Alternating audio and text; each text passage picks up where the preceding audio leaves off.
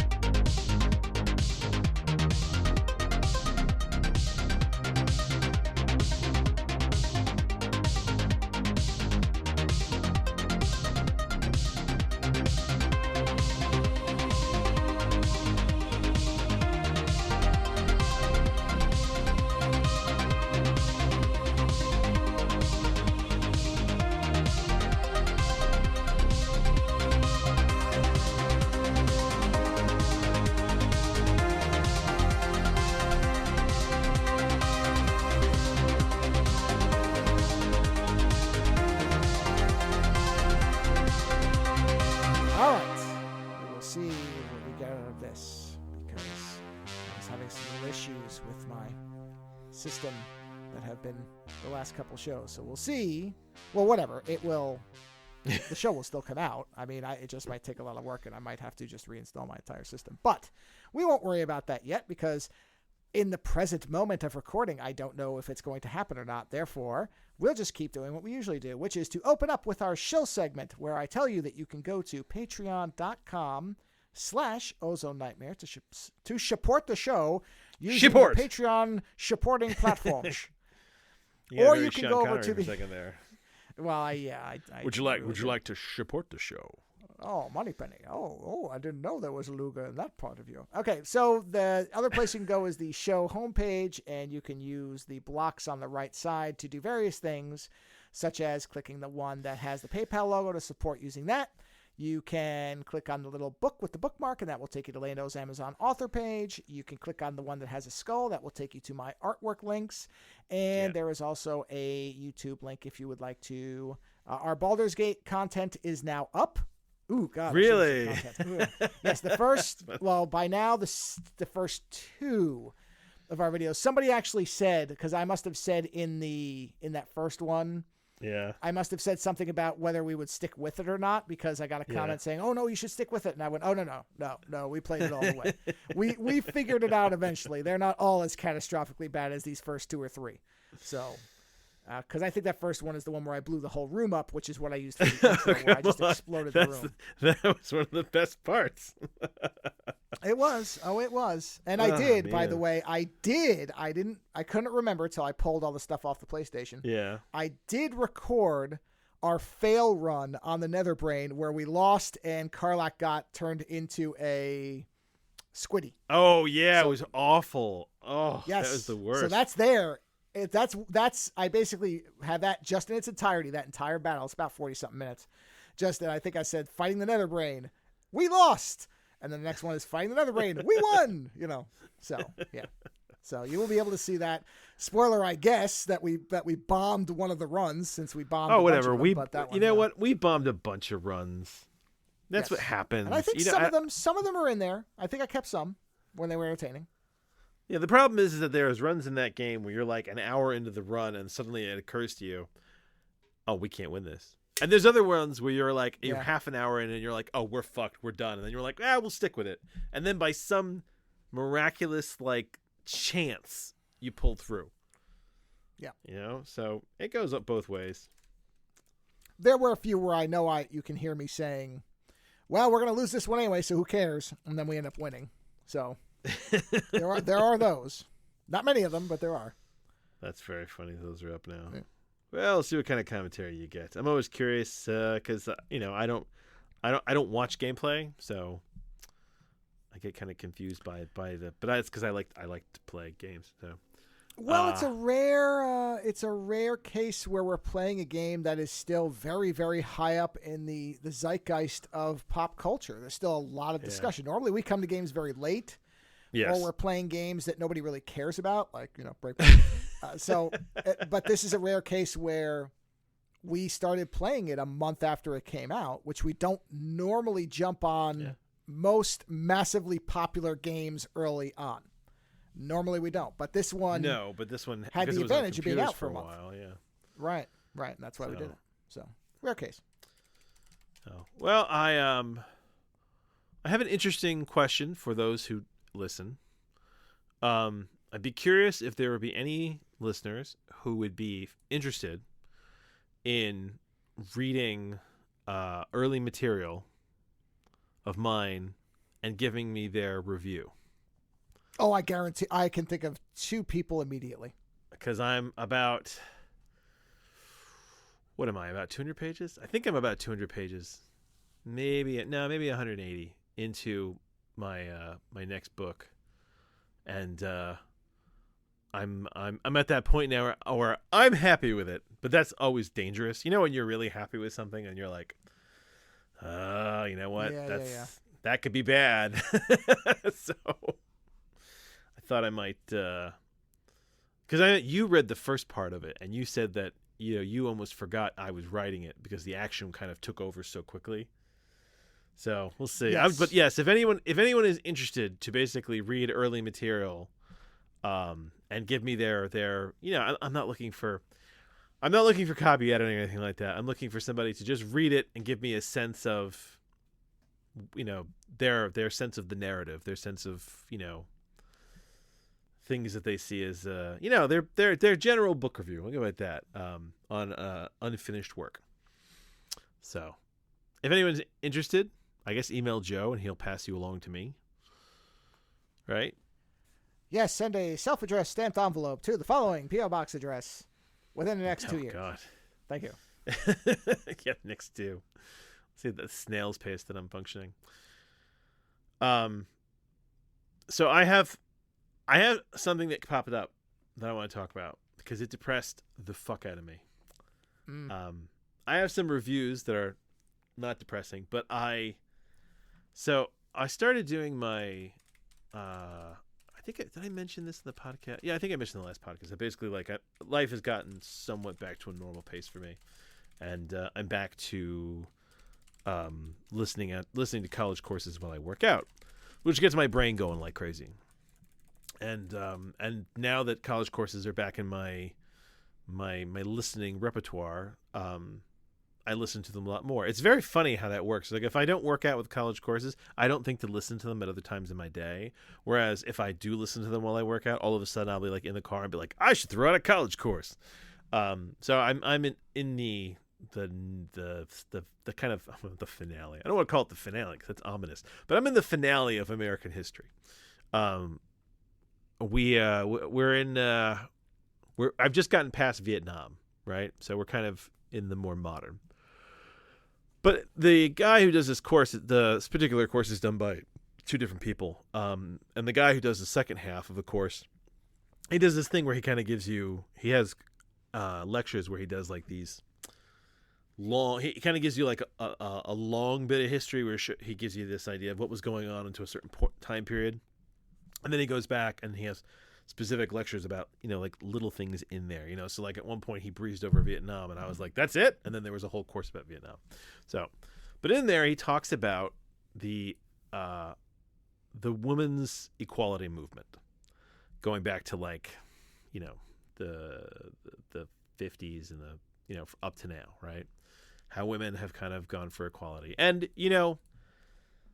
I am a strong supporter of women's equal rights and women's equal pay. I was raised by women, like, by my mother and her mother and her mother's 2 sisters. So like I had all these women around me growing up, and my whole thing was I never understood why there was so much misogyny, which is hilarious because the Cuban culture is very misogynistic, right? And I am surprised that it didn't get into me. But this course gets heavily into feminism, right? Now there's people who think that feminism is a bad word. And I don't think it is. I think that feminism is good. My problem with anything is that anything can be taken to an extreme where it becomes dangerous, where it goes too far. You know what I mean? Like there was a feminist movement at one point in like the 60s where they thought that being a lesbian was the natural state of being for women because men were naturally the enemy.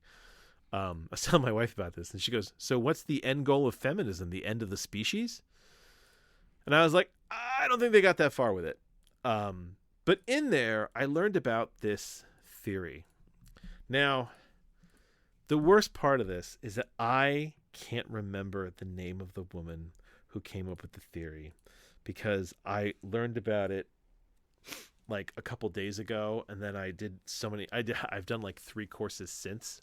So like it kind of got bowled over, whereas the theory itself. Which course is this one, so I can link to it? All right, so this is called. Yes, I know it is. Hold on one second. I got the link right here. This is the. Oh wait, hold on. I meant to ask you before I started, and I completely. No, that's fine. This course is called. Where are you bastard? History of the United States. That's it. It's by the Learning Company. Learning Company, Teaching Company. They have like different names, but it's the same company. I've got it. Yeah. It's called The History of the United States. History of the United States. Yeah, it's 84 lectures. Apparently, if you sit down and listen to the whole thing nonstop, it'll take you 1.7 days. That's fascinating. Wow. Okay. Yeah, it's pretty long. Every course is about a half hour long. And jam-packed with information. So hold on. I'm going to see if I can find the name of the woman before I get into this, because it is, once we get into it, we're not going to... This is part of the great courses, right? Yes, it's part of the great courses. Okay. That's what it is. Great courses. Yeah. Got it. Damn, I can't... Okay, I will get the name of this woman for next time. But there is this theory. It is the caveman rape theory. God. So the idea was that this one woman's feminist theory was that that the first you have the early man, you have early woman, and at some point the first woman said no to the first man, and the first man said fuck that and raped her, right? There was the first rape, at which point after that cave woman was always aware that cavemen had the capability of rape. So that cave woman was always afraid, because if you were a caveman, you could be a rapist. Now this translates into this idea that in the modern age, all men live under the umbrella of the power of the rapist, which is to say that a woman can look at any man and have the fear that he could rape her, because a man can be a rapist. And therefore, you as a man, even if you're the nicest guy in the world, never had an evil thought in your mind, you are still living off of the implied threat that is provided to you by all the rapists that have come before you. Right? Sure. Now, I hate this theory because I'm not a bad guy, nor have I ever thought about raping a woman. Well, all right. I want to make sure I understand this. Yeah. So that means today. Yeah. That a woman looks at you and is supposed to automatically assume you're a rapist. Is that the idea? No, it's not to assume that you're a rapist, but that there's always an implied masculine threat. Okay. That there's always going to be a level of fear because you are the caveman who has the capability of rape.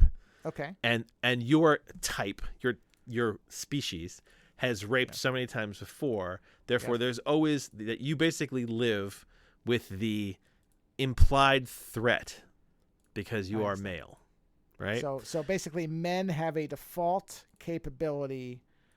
Yeah, because this woman's idea of feminism is that. I'm just trying to make sure I understand. No, this is one of her theories about basically the state of men and women. Just human beings in general is that women have an inherent sense, almost a race memory of the fact that men. Yeah.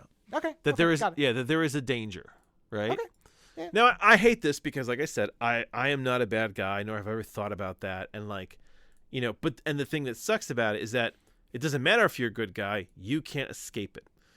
In this theory, because someone has done it, you are living inside of the group, the I don't even call it, like the group power of threat that is created by one man being a rapist. Therefore, you all have the capability. And I was really annoyed. And then I brought it up to my wife, and I was complaining about it. And I said, it's funny because in a weird way, it makes me think of Adam and Eve, how, women are in the Bible are like the original sinners, right? Because Eve basically ate from the apple, and then the apple, or the fruit of knowledge, and then she basically got Adam to do it, and that's like the first sin. And my wife is like, yeah, she goes, that's your whole rape theory in reverse on women, except using religious sin instead of rape as the issue. And that fucked me up even more, because I thought about that and I was like, Jesus Christ, she's right. Invoking Jesus Christ. Because growing up, when I grew up in a religious, state, yeah, you learn that women are basically part of the original sin, that it's Eve's fault that we're all fucked, right? Now let's explain, because there may be people who don't know what the story is. So basically, in the traditional biblical version of the creation myth, the reason that, okay, correct me if I'm wrong, because I may get some of this wrong. All right, so God basically, the basics of it is, weren't people expelled from paradise? Not people. So if you go with a lot of the closest we can get is essentially that God created Adam and Eve. He created two individuals in his garden, right? Yeah. And that everything was perfect and balanced in the garden. And he said you could do anything you want, but just don't eat for fruit of the tree of knowledge. You cannot eat from the tree of knowledge. That's it. Okay. Right? I remember enough of them. And now the piece that nobody reads is, you cannot eat from the tree of knowledge lest ye become gods like us. Right? That's the actual line from the Bible, which has always fucked me up, because I'm like, gods, lest they become gods like us? What the fuck is that about? What gods are we talking about for a monotheistic religion? Anyway, we'll leave it for now. So there is a serpent in the garden who is a sly talker. Now, there are versions of this story where the serpent is Lilith, right? And as it goes, Lilith was the first wife that God created for Adam in the garden, except she was basically too, for lack of a better word, she was too uppity. She was too independent. And God didn't like that, because Adam was supposed to be in charge, and he essentially got rid of her. But it's all very weird. It's all very vague. It's not in the Bible, you know what I mean? So it's not considered to be a canon to the series. But so there's this serpent, and the serpent was like, you should really eat from the tree of knowledge. It's so cool. Everything's so great. And the serpent convinces Eve to eat the tree. So Eve eats the tree, and she's like, holy shit, like, this is amazing. I suddenly understand all these things. And she convinces Adam to do it. And Adam does it, at which point they both suddenly realize that they're naked. And when God shows up, he sees that they are covering themselves, and he says, shit, you guys ate from the tree of knowledge. I can tell because you suddenly have shame. You're covering yourselves. At which point, before they could eat from the tree of life and become immortal, lest you become gods like us, he kicked them out of the Garden of the Garden of Eden, and cast man out into the world. Right? That's the story.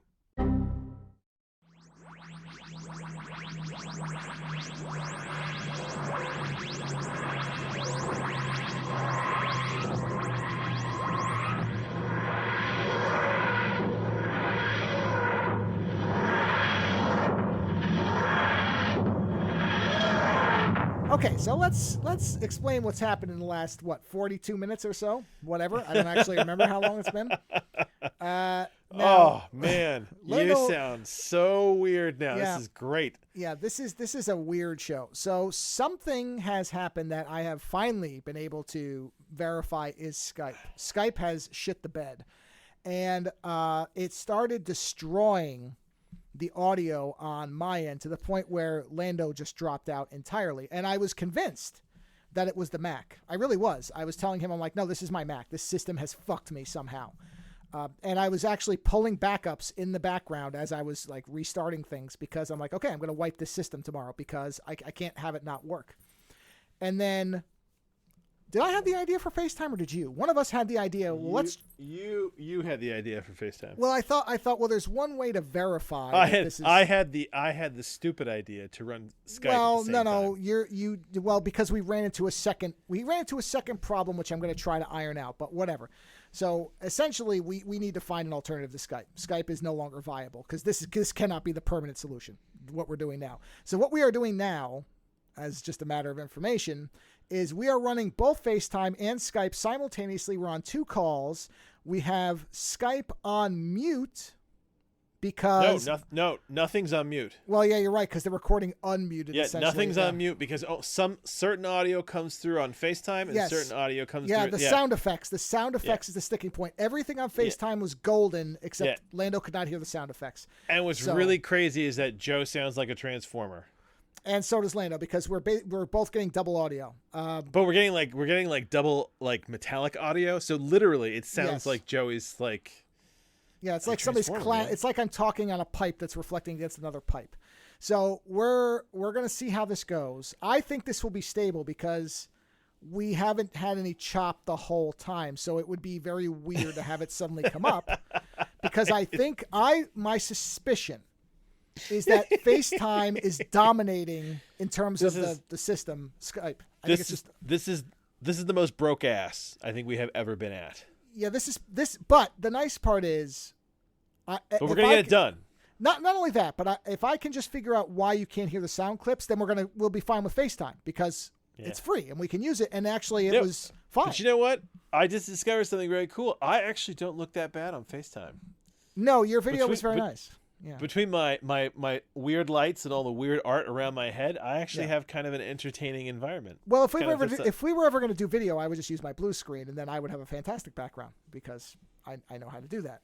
There you go. Yeah, you're right. So anyway, that's to you, the listener. So you just heard Lando finish talking about the biblical expulsion from paradise. I heard none of that. Yes. Yeah. So the last thing I was talking about before Joe and I basically went into a time warp for an hour. Mm-hmm. Was we were explaining what the story of Adam and Eve was for our non-Christian listeners, and how basically the tree, all that stuff. You just heard it. So God kicks Adam and Eve out of the Garden of Eden, and basically it is always considered that it's a woman's fault that man was banished from the Garden of Eden. And it's kind of like the original sin, right? And thus it gives men grounds to basically be like, fuck you, women, you got us kicked out of paradise, right? Right. And so the idea is that every woman carries with her the sin of Eve, right? And what I realized is that is not unlike this idea that every man carries the sin of rape, right? And when my wife was saying how like they seem similar, and my brain finally put those two ideas together, I was like, holy shit. I was like, that is awful. That is awful at every level for all of us. That it's kind of like it's the whole mutually assured destruction. On one end, you've got the Bible and history basically enabling men to look at women and say, we're better and you got us kicked out of paradise, and so you're always secondary to us. Whereas you have this feminist theory that basically says, you know what? You all feed off of the same imbued threat energy off of the fact that we can be that men have raped, right? And for a moment, you know what it did? It actually made me feel, or at least get closer to understanding what women must feel like in that position, because I was annoyed with that position. I was annoyed sitting there going, yeah, but I'm not a rapist. And it's the same woman going, yeah, why are you shitting on me? I didn't get you kicked out of your imaginary fucking garden. You know, like there's no reason why you should shit on me. So it made me sad, and I wanted to bring it up because it is such an interesting idea. The fact that this feminist idea, which pisses me off, is so similar to this idea from the Garden of Eden of Eve's original sin, and how basically women have been living with this theory for, hundreds of years. And I'm pissed off because I just found out about this theory from the 60s. So it makes me feel bad. It makes me feel bad that any of it's there. It makes me feel bad that we hate on ourselves the way that we do, and that we treat each other so poorly. That we treat yeah. I just wanted to bring it up because it's always fascinating to learn about these things that are out there.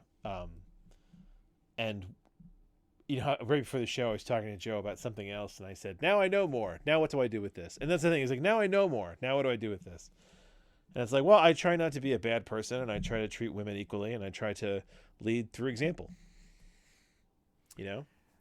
And by the way, that's not the only example. There's Delilah cutting Samson's hair, thereby robbing him of his power. Yeah, there's lots of stuff. The Bible is full of shit. That's like, don't trust women. No, I work in where I work when I am out in public.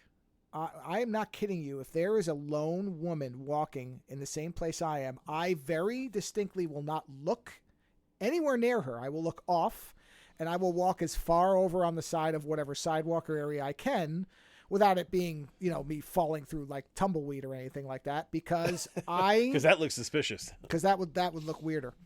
I inherently assume that woman is afraid that I might do something to her, because that's the world that women have to navigate, and I just accept it, that this is something I have to do. Yeah, and that's something that I need to think about more, I guess, because I am a big scary dude. Yeah, and that's it for me too. I am a lot bigger than most of the people where I work. Yeah.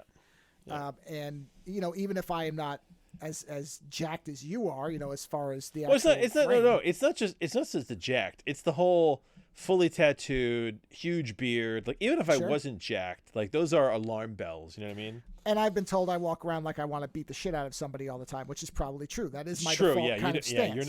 You're not content to be on this planet. Yeah. Right. So that's something I very consciously do whenever there is a lone woman. It's just something I've adopted as a default thing to do, because I just assume that I am a threat, even if I know I'm not, because I know I'm not, but they don't know me. So, and this goes back to my whole problem with, like, because I don't have these, I guess, these hatreds, these negative views of things. It's like I forget that they're there sometimes. You know what I mean? Because it seems absurd to me. It's like, well, no, she's not any less than me, or I'm not any better than. But these misogynies, they go back forever. I mean, they go back to the Bible. Bible's full of it. So it does not surprise me that at some point a woman on the other side of the fence looked at it and said, "You know what? Here's a theory for you, you fucking rapists." And it's like, yeah, and then the misogynist, not rapist, is sitting there going, "But I'm not a rapist. I don't want to be lumped in with this crowd." And you're like, yeah, but that's exactly the feeling. You don't want to be lumped in with that crowd. You are not the caveman rapist, and she is not Eve. She is not Delilah. She is not any of those archetypes. So we have a lot of work as a society to do. And sadly, it's I think a lot of people, men, just to be honest about it, I think a lot of men's reaction to this is, well, it's not fair, I should have to do anything. And it's like, okay, if you're starting from that point, then there is no progressing with you. Yeah, and the thing is, my reaction to it was, I don't like it. And there's nothing I can do about it, because... Right. But you didn't dismiss it as reality. No, not at all. I didn't dismiss it at all. That's what happens. It kind of blew my mind in a sad way, where I was like, holy shit. I was like, you're right. Yeah. And here's the thing is, I hate to bring this in, right? But like, one of the things that occurred to me was, there's a whole group of women that are afraid of trans women being in bathrooms with them, right? And I never understood, because the argument was that basically, well, they could be a rapist. And they're like, well, of course they're not, because they're a woman now.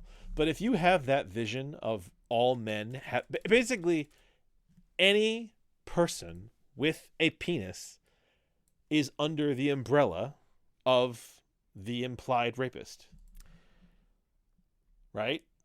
Yes, that's one it makes it really complicated now, doesn't it?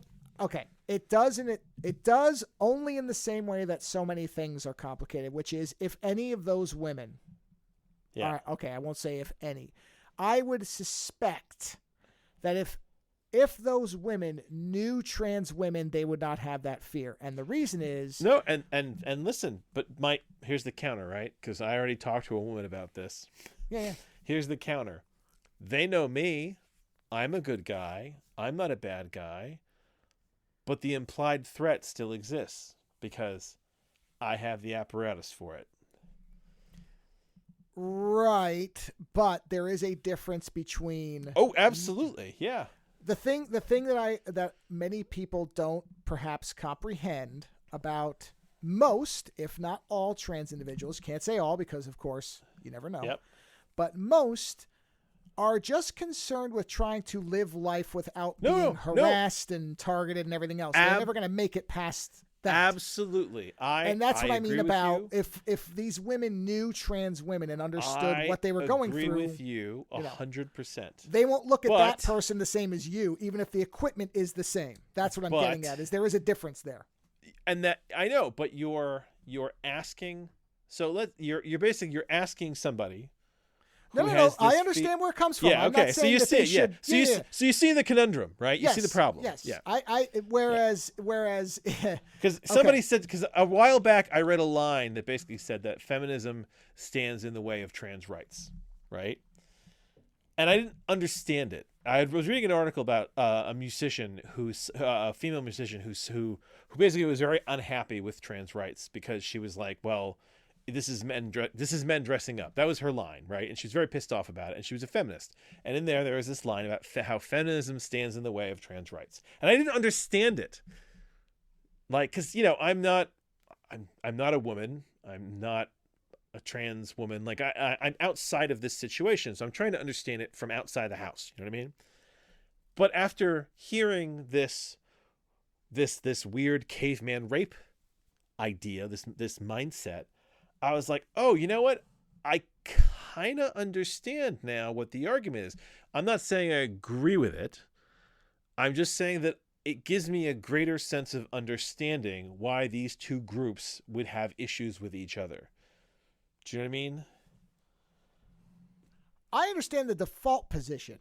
But yeah, what I'm saying, yeah. I mean, listen, my point is if individual nuance is always going to be different. That's what I mean about if the people with these fears personally knew someone who was trans, then I think that fear would, at the very least, be reconsidered. I'm not saying that. That would. All women should just understand that trans rights. That's not what I'm saying. I'm saying that would be the hope. Yeah. Whereas, but the problem, and this is the key difference in what you're talking about. Whereas knowing you are a good man doesn't erase the fact that there are lots of other men that they will be properly suspicious of, regardless of how many good men they know.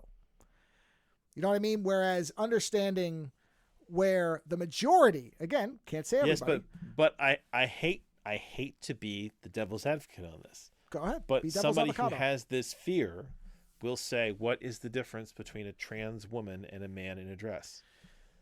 Well, knowing a trans woman would enable that difference. Yes. No, there is a difference. No, there is a difference. I agree with you, but the problem is that's the argument you come up against, and then you have to get into nuance. I don't know if that argument would come up from somebody who was actually open-minded and listened. I think there is a difference you can't say it as a blanket. You never can. No, but I know that. And what's fucked up is that this is two men talking about this who are both basically heterosexual. Yeah. Right, yeah.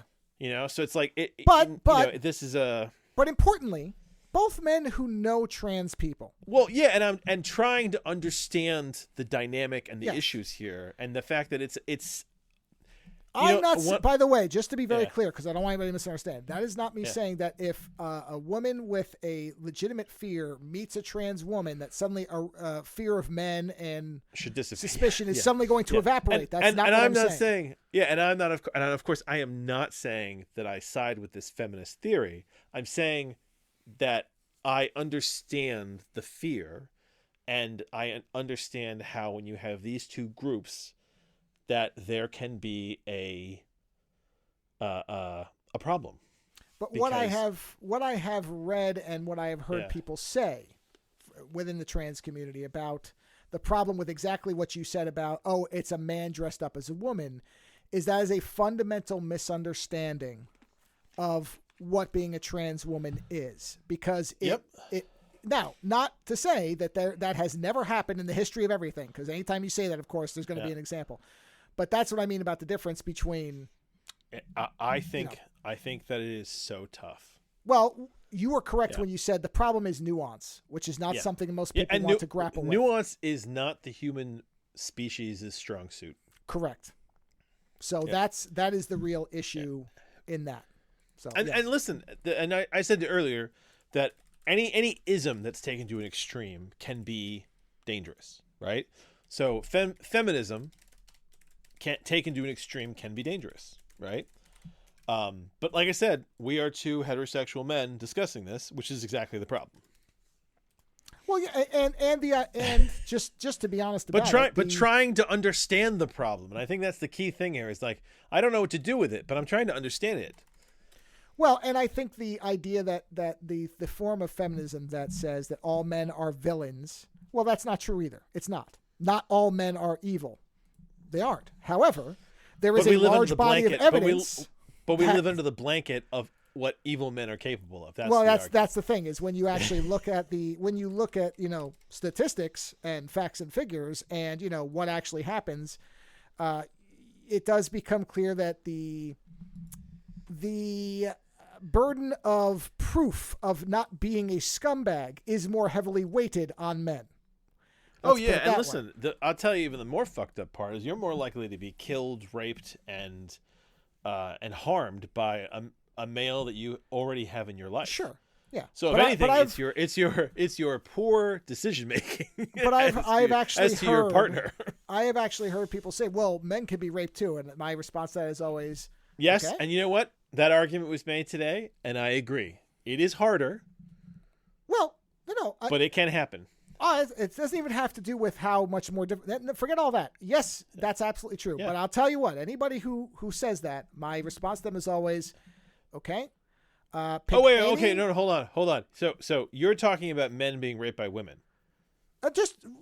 Yeah, see, because the thing is, in my mind, it was not specified. And I'm thinking men being raped by men, because I know that there are cultures that use that to they weaponize that against other men. Right, but it doesn't matter in what my response applies either way. Yeah. Now, it was not specified by women, but I'm sure that's what these people actually thought. But I don't know. I'm not in their minds. Yeah. But my response remains the same in either case.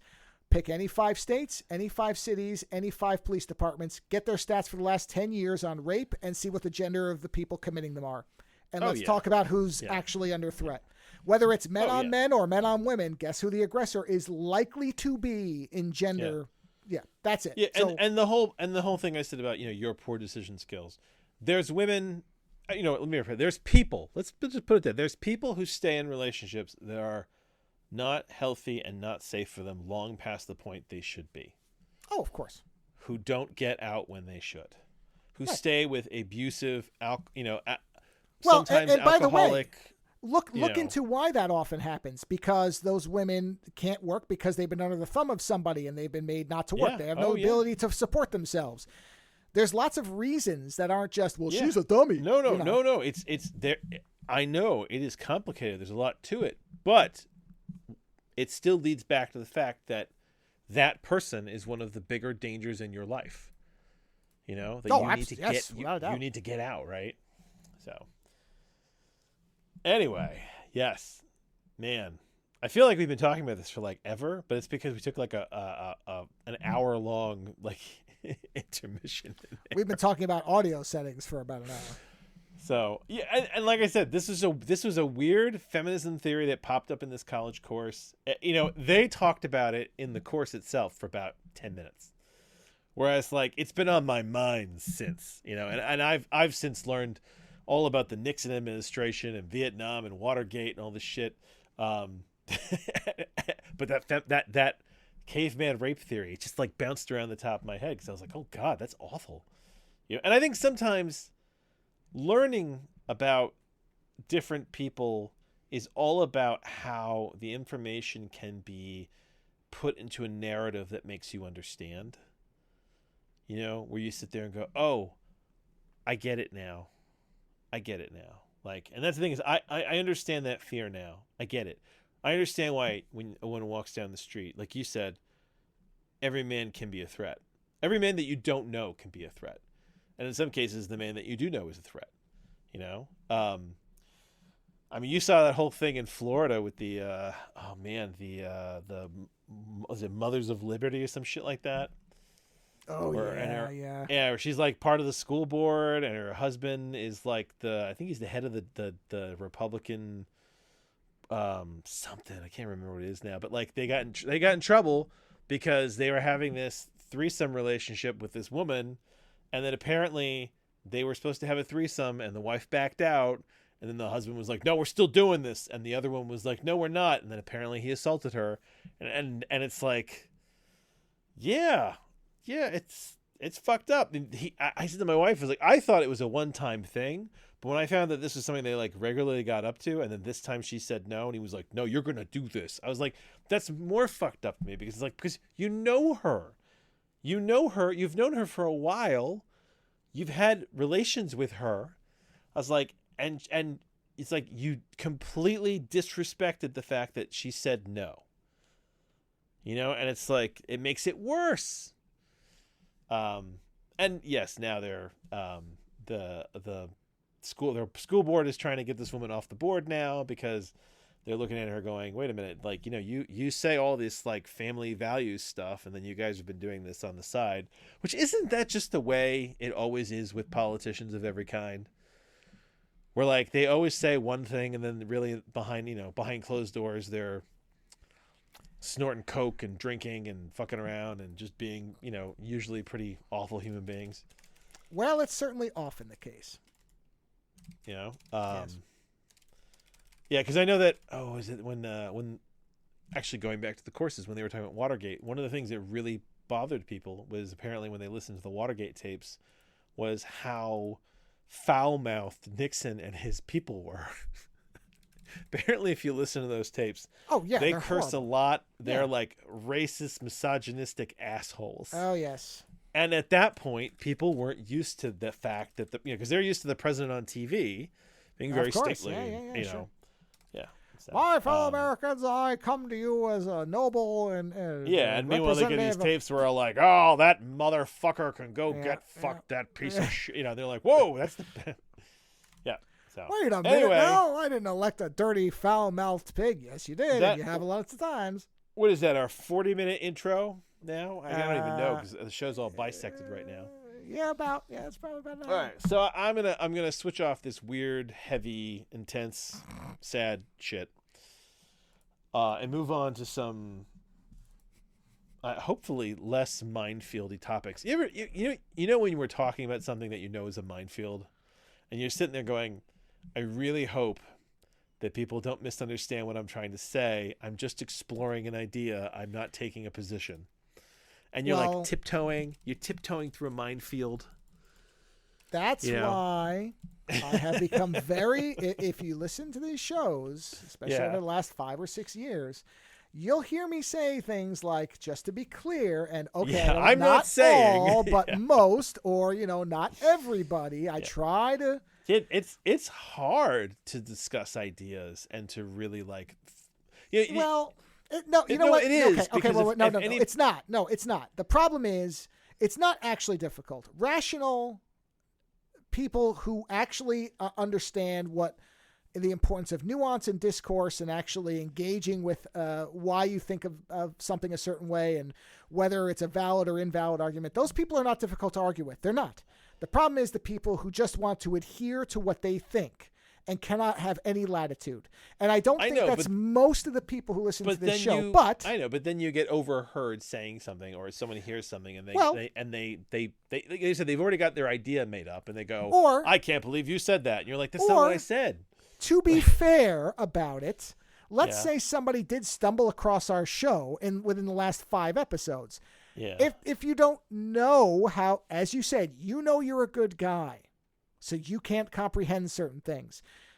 It's the same thing that's why I try to be very clear, because it is possible that somebody would stumble on the show and be like, whoa, wait a minute, what the hell are they kidding? And or not understand. So it is important to be clear about what you're saying and to not speak in broad strokes and to clarify. That stuff is valid. Yeah. But yes, it does make it more difficult. But you know what? At the same time... Oh, it's not like we've stopped. No, well, beyond that, though, it should be difficult because nuance is not simple. Therefore, if we're doing things in one-liners, we've got a problem. So I'm okay with explaining things in a difficult way because that's what nuance demands. It demands you have to start digging past the first layer of something. Actually, speaking of nuance...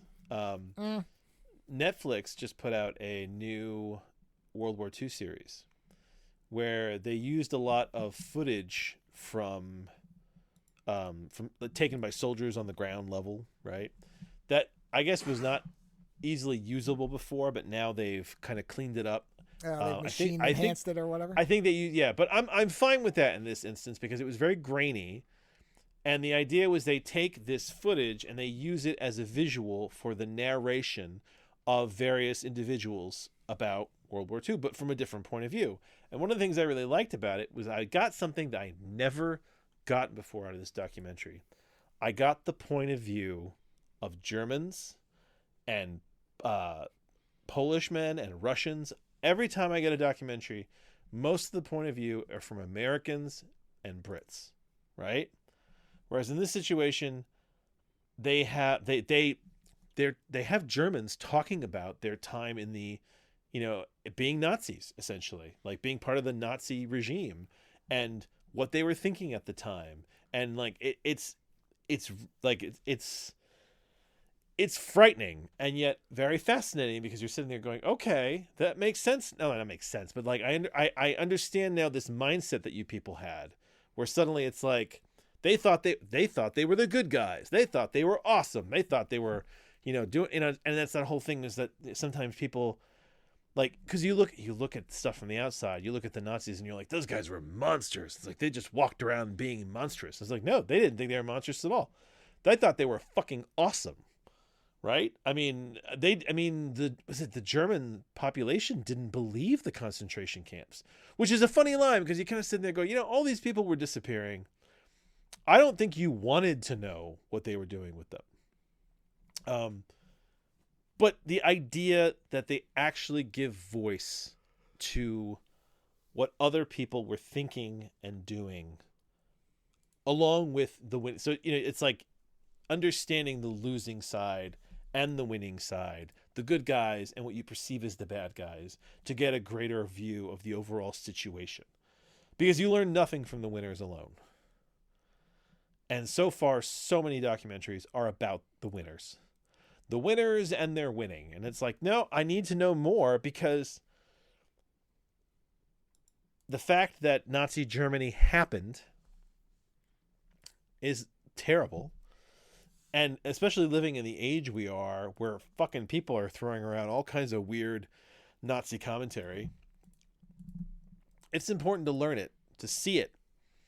I mean, they've got fucking, they got Italians talking about Mussolini and like their perception of things and how they were going to kick the shit out of the world. And, so it's, I mean, there's a moment in that documentary where they have a young German soldier, and this is when Germany invaded Russia, which was their ally, right?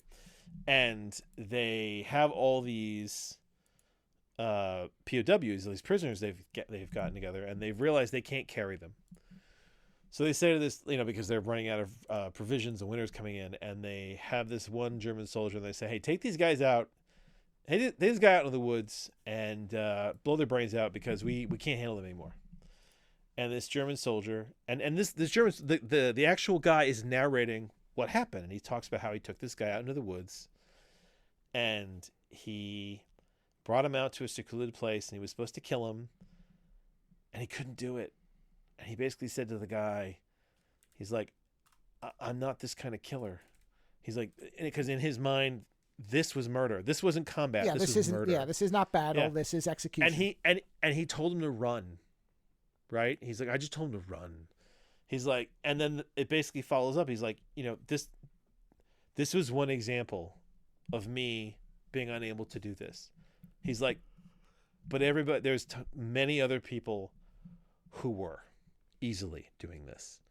And you get into this idea that even in time, there's always going to be people who have their own lines on both sides of a war, and often when I watch these documentaries, I really do worry, like what the world might have looked like if things had gone differently. Like if the Nazis hadn't been knocked out of like all of Europe, like what that would have looked like in the future. I got to go back and watch that movie. You ever seen that movie Fatherland with Rutger Hauer? Oh, sure. Not a while, but I remember it. Yeah, it's a good movie. And it's all about what if the Nazis had not necessarily lost. I think they kind of came to a truce with the U.S. or something like that. But then they hadn't been that they didn't get destroyed or Yeah, and then after the war, they cover up all the concentration camp stuff. Yes. Right. So nobody ever finds out about it. And the movie is about something like 30 or 40 years down the road. Somebody uncovers all the concentration camp information, and it comes out, and it's like, well, what happens now? So yeah, it's also a book if you're interested. Called I'm pretty sure it's called Fatherland. Yeah, I think. Right. So yes, speaking of nuance, speaking of different sides of the argument and trying to understand the situation as a whole, that Netflix documentary is very interesting to me. I'm about halfway through it. The footage doesn't always match up with what's going on, but enough so that you get the idea, and they've almost made me cry at least once. So, because I got a soft spot for kids, so like I remember we watched this documentary about Auschwitz. There was this whole thing in there about them going in France, like separating all the kids from all the Jewish children from the parents, and then like training them towards the concentration camps. And I just had I was so upset at this image of these children being hauled away from their parents and put on these trains. It just hit me so hard. Because like you have a soft spot for dogs, but like well, I was going to say I skipped the animal part of Chernobyl, the series, because I knew what it was, and I wasn't going to watch that. Yeah, so it's that kind of thing. Yeah. So yes, I'm familiar.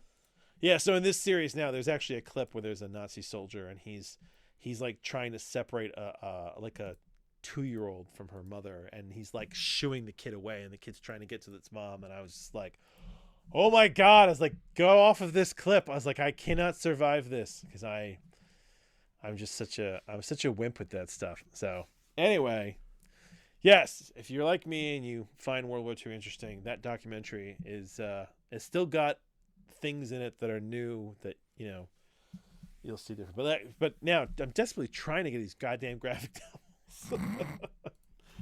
All right, I'll start with the fluff because we could use some fluff right about now. Sure. So I read a book called The Chrononauts Volume 2. It's a Mark Millar book, right? Now, I reviewed the first one a while back, like forever back. This is an absolute fluff book. The first book was like a rock star Michael Bay adventure through time.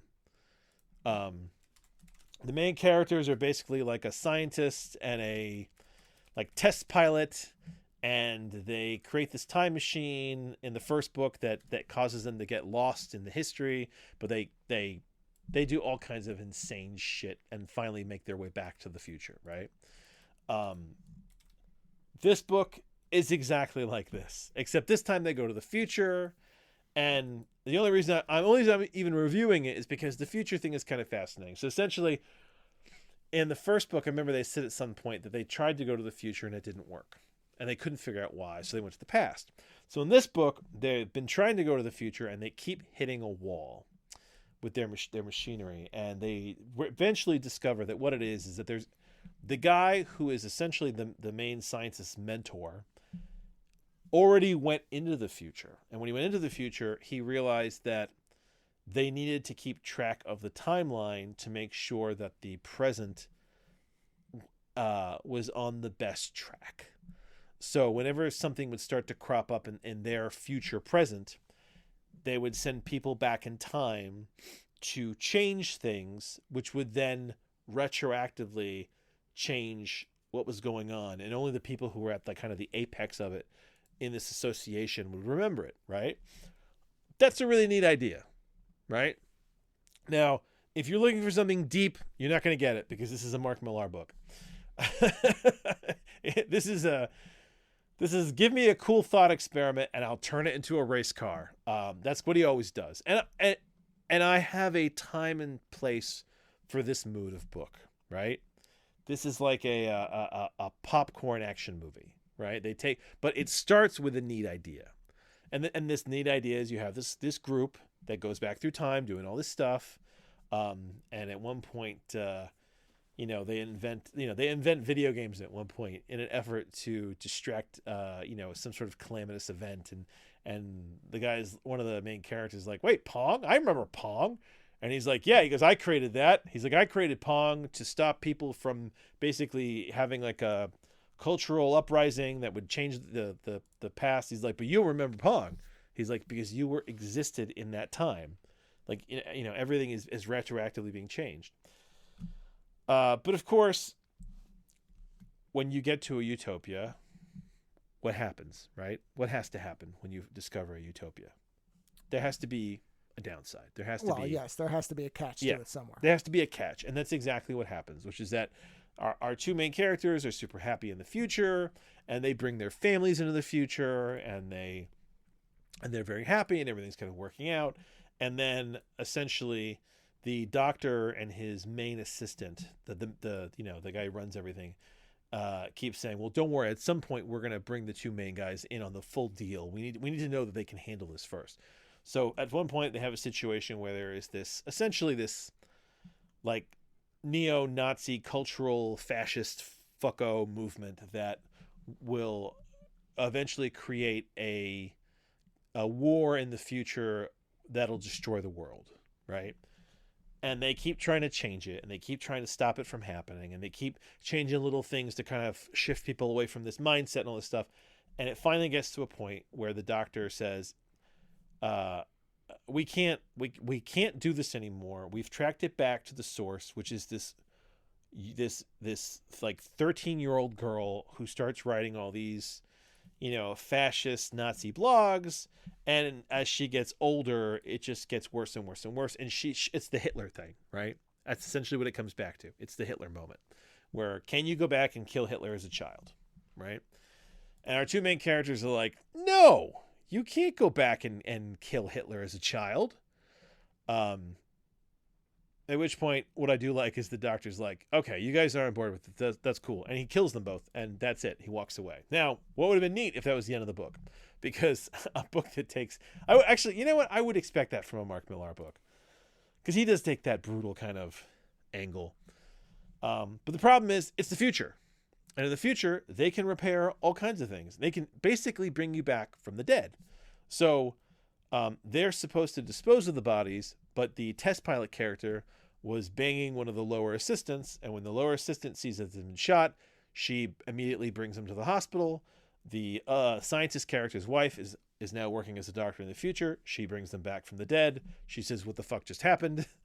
And they say, we have to stop the doctor because he's going to go back and kill this 13-year-old girl, and that's fucking awful.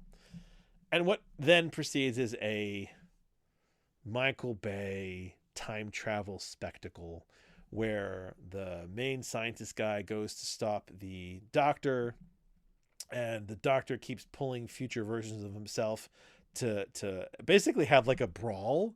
So the scientist does the same thing. So at some point there's like 100 of them just fighting in the streets, right? And eventually the scientist, of course, wins, and he kills the doctor. So the scientist basically goes back to the future to see, what has happened. And they found that by not killing the girl, they've essentially like brought the end of the world about. They brought a world war that decimated everything. So the doctor's like, well, the scientist now says, "Oh shit! Well, we can't leave this girl there because obviously there's a problem." So the final solution of the book, after all this chaos and another mess that I don't even need to get into, is that they decide to abduct the little girl, and the scientist says, "I'm going to raise her as my daughter and see if I can't raise her right." Now, they don't ever stop to get into how weird that is. Right? That's weird, right? Uh-oh. Well, we are back again after another. Now, this one, I honestly do believe, because this is the problem when you have a multi-stage failure thing, is you start to ascribe everything to the same failure. And the one mistake I made, which now we've bypassed, maybe, hopefully, is I lifted my headphones up to scratch my ear. And these are those headphones that think they're smarter than you are. And they're like, oh, if you've removed your headphones and done nothing else, you must not be listening to your audio.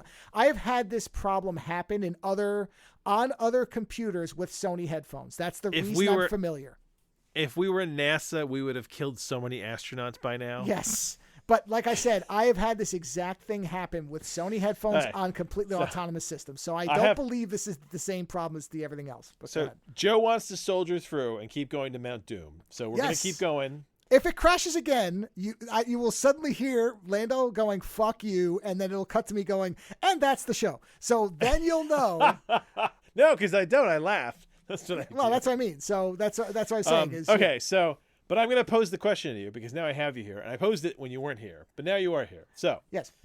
Is it not fucked up to abduct a 13-year-old girl from the past to raise in the future as your daughter against her will? Yes. To raise her right? Yes.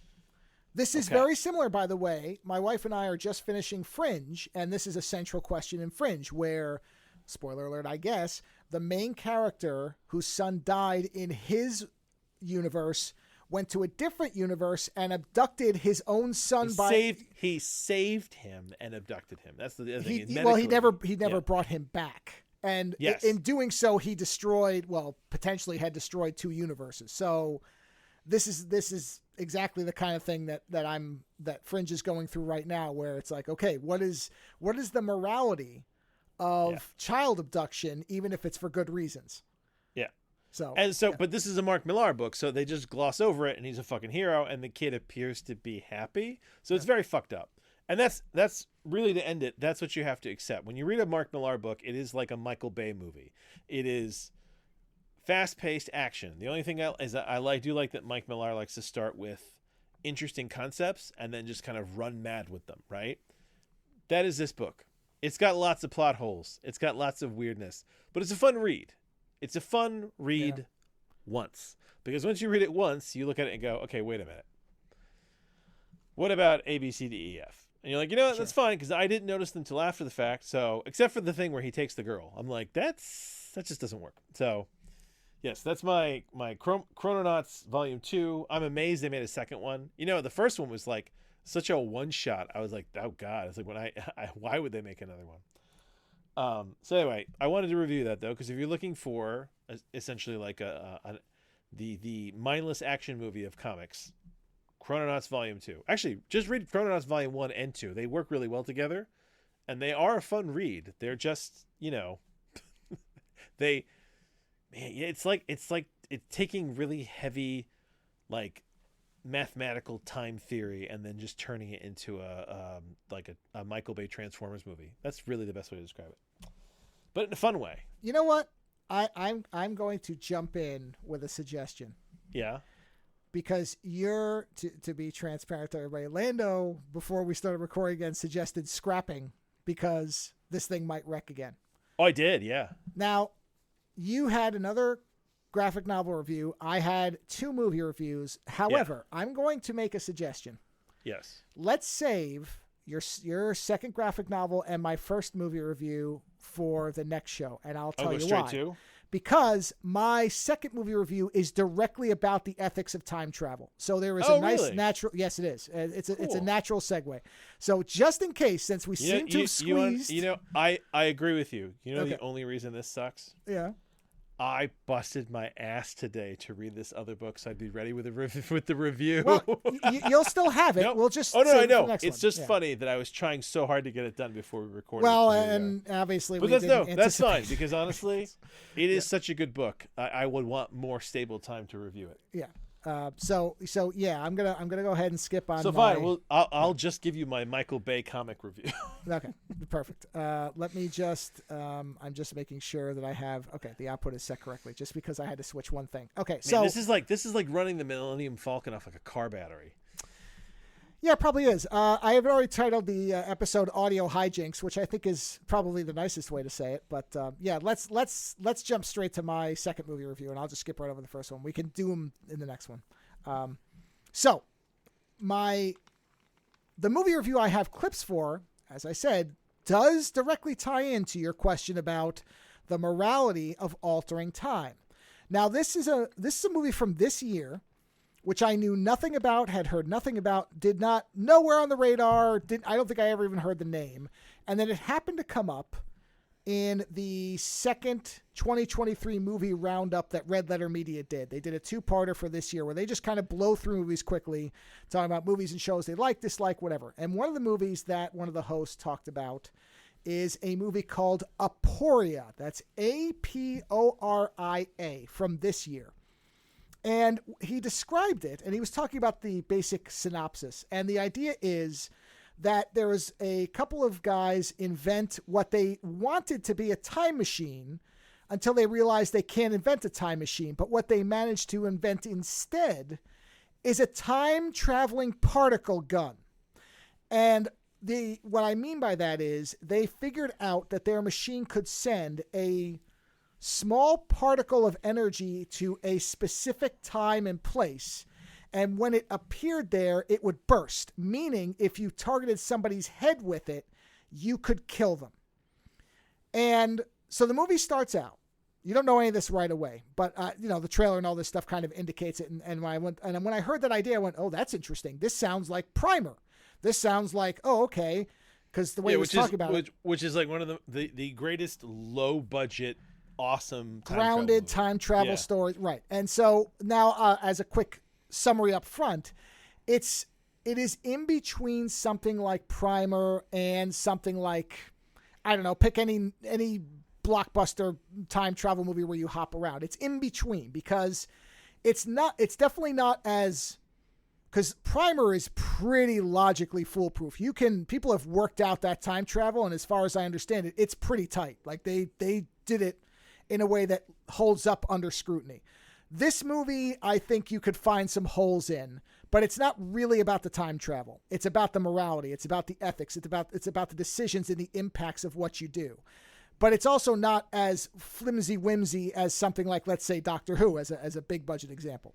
So it's in between, where it feels grounded and it feels like it's trying to take a realistic accounting. Is that Judy Greer? Yes, it is. Yeah, that's her. Wow.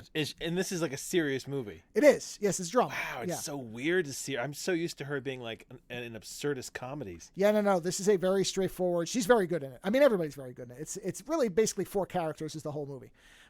And it would definitely appeal to you as a parent because there's a huge parenting angle to this. So the movie starts out, and we see Judy Greer, and I don't remember the actor who plays her husband. If you have the page up in front of you, his name's Mal. Whatever the actor's name is? Oh, sorry. Also, I'm trying to find the summary for what actually happens.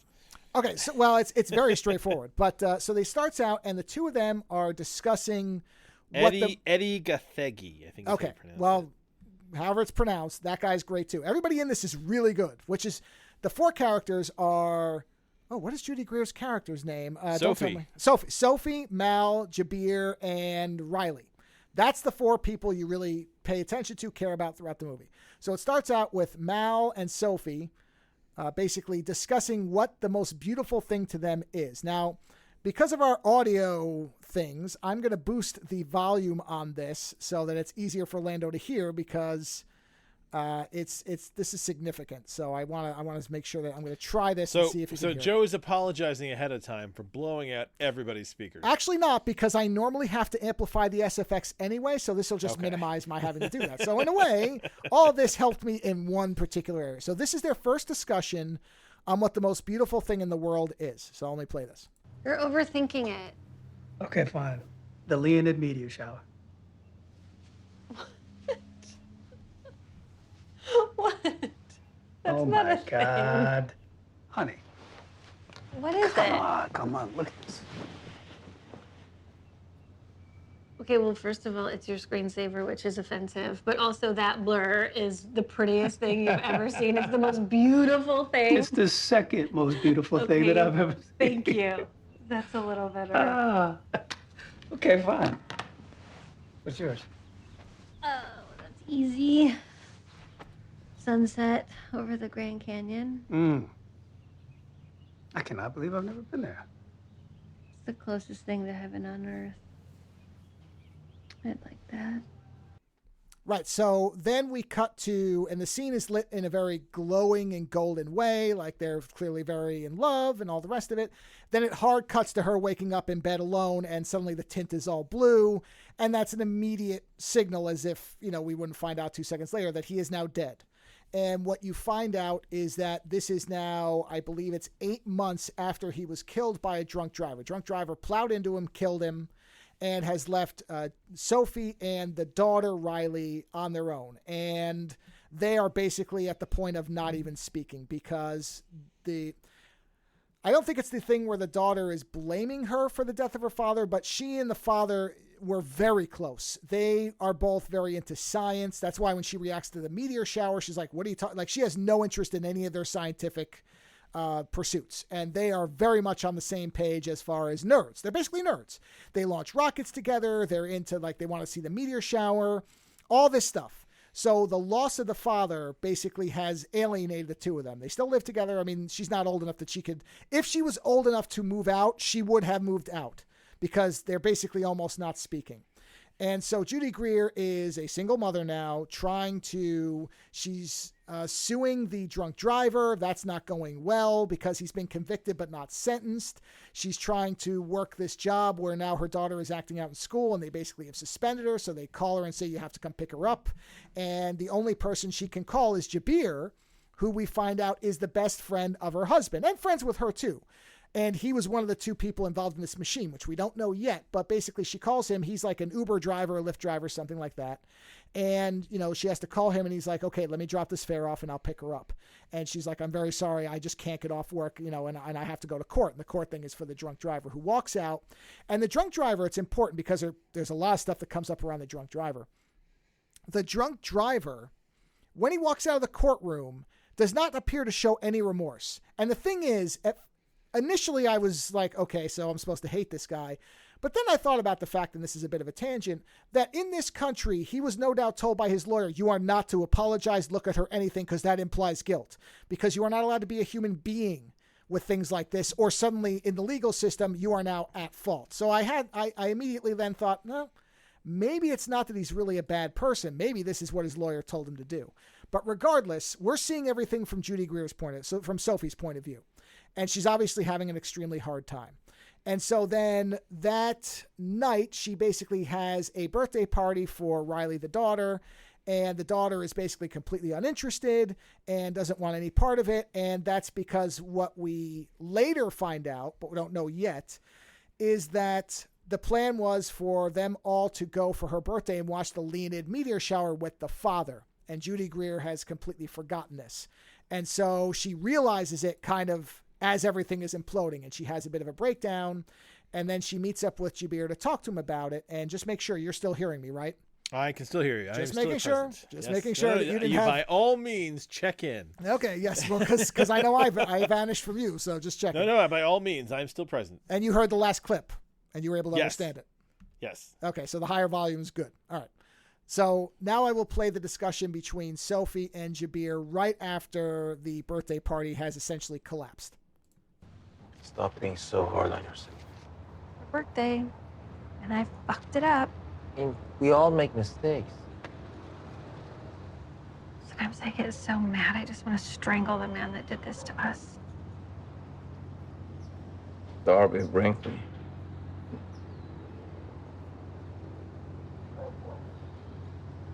The man who took my family from me was named Fuad Saadi. What happened?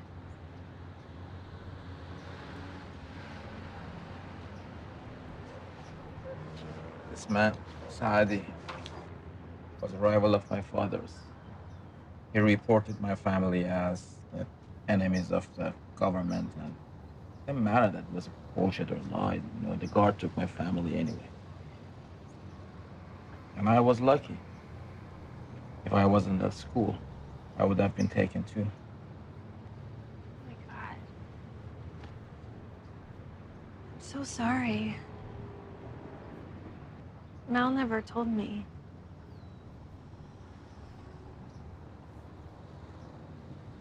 I still dream of saving my family every day. So basically now, after they're sitting there for a little while, Sophie says something about, I wish there was a way that we could fix things. And Jabir says, well, there might be a way. And she says, what are you talking about? And he says, well, Mal and I were working on this machine. And we initially thought we could make a time travel machine. And then we figured out that we couldn't. And she, of course, thinks he's nuts. And basically has a negative reaction to it because it's like a fantasy she doesn't even want to indulge. But he insists. Don't give me hope. Don't give me false hope. But then he basically says, come over here, and I'll show you what I'm talking about. And so then we get this explanation of what the machine is. Sophie, trust me. Please. We can save Mal. This machine is a gun that can fire a bullet into the past. All we need is a target. Here. There are 6 men living in Los Angeles with the name Darby Brinkley. I just want to know which one is the driver, okay? Mal is dead. It's impossible. So, what harm is there in trying? Which, of course, is a very convincing argument. Is, okay, if it's not going to work, who cares? Let me just run this thought experiment. So basically, they comb through the guy's Instagram posts because he says, I don't have the machine. The machine doesn't have enough power to go back more than, I think he says, a year and a half. Because at first they find pictures of him, but they're from too far back. He says, we have to find a picture of him within the last year or so with some kind of landmark in the background because I have to calculate where the Earth's spin was. You need the location. Yeah. Yes, he's like, I can figure it out, but I need a location to start from and let me figure this out. So they find a picture and he says, okay, let me work on this. And so, you see more time and he's crunching the numbers and everything else. And finally he comes back and he says, okay, he says, I've got the coordinates ready. And we can try this. And she says, okay, how does this even work? And he says, I will explain what it does. And this is the explanation of what exactly the machine does and how it works. Oh, I should say, you'll hear the noises. He's powering the machine up as he's explaining this. So he's got it ready to go, literally at the point where once it's powered on, somebody has to hit the enter key. And then he explains it. Do you know what a particle accelerator is? No. No, okay. This is kind of like that. The particle accelerator speeds up a subatomic particle into almost light speed. And this machine does that to abstract particles. Jabir, how? It's a good question. An abstract particle is a mathematical function that can affect the subatomic world.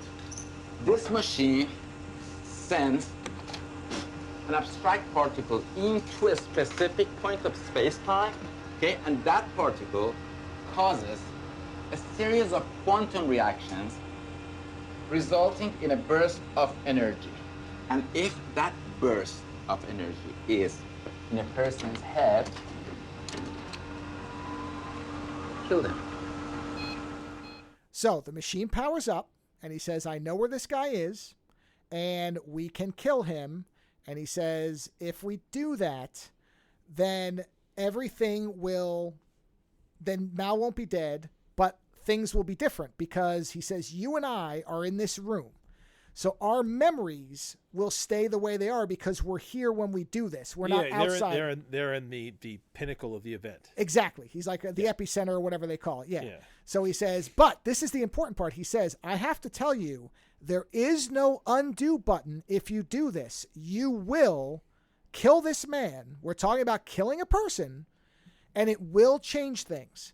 And she says, yeah, I don't care. And she hits the button and fires it. Now, when it happens, they both think it fails, because all that happens is the machine kind of puffs out some smoke, but there is no big noise. There is no, shockwave, Michael Bay-ist type of thing. There's no big indicator. There wouldn't be, would there? There wouldn't be, but of course a lot of movies would make a big thing of it. But this one, like I said, it's literally just a little puff of smoke comes out, and Sophie gets very upset and says, I don't know why I thought this would work. I can't believe I bought into this. And she basically runs out, and she's breaking down again, and she drops her phone. And as she drops her phone and picks it up, she gets a phone call.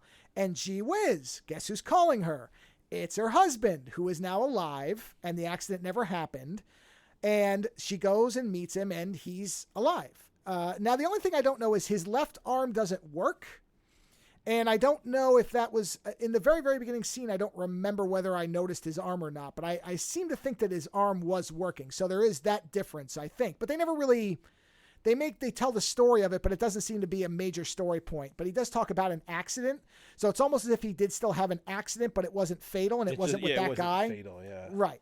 So basically now suddenly she's thrilled he's alive, and, they go and have the Leonid meteor shower. And the thing is, he starts noticing that she's different, because she's not unhappy about the Leonid meteor shower now. And she's making breakfast when he says, I always make breakfast. You never do. And she's like, no, you sleep. I'll do it. And he's giving her these looks because suddenly to him, his wife in an afternoon has suddenly, not bad, but now she's doing things differently.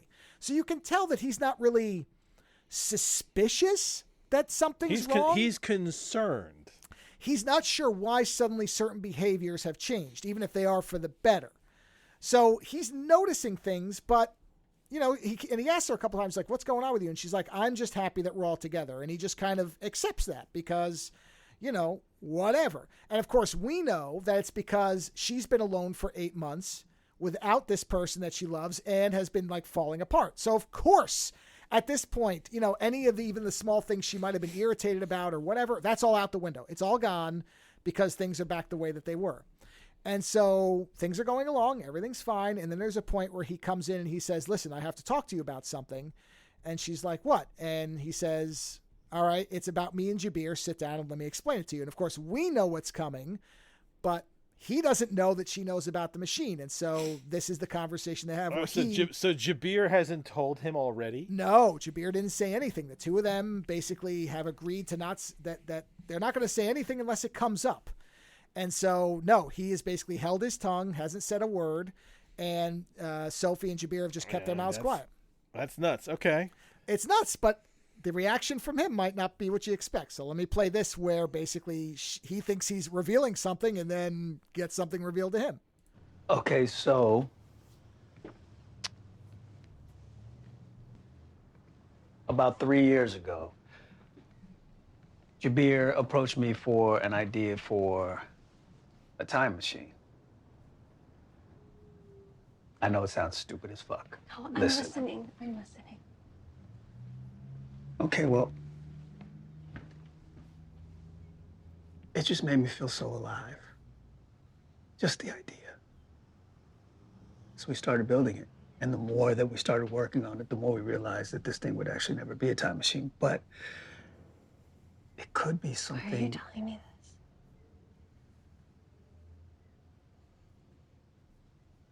I was embarrassed.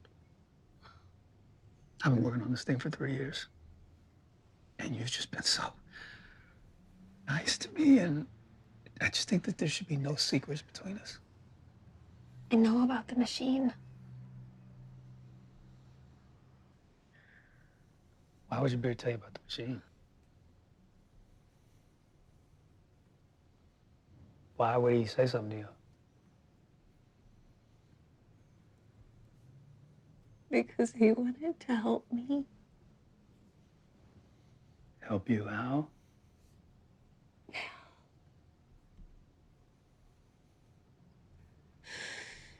You were killed by a drunk driver.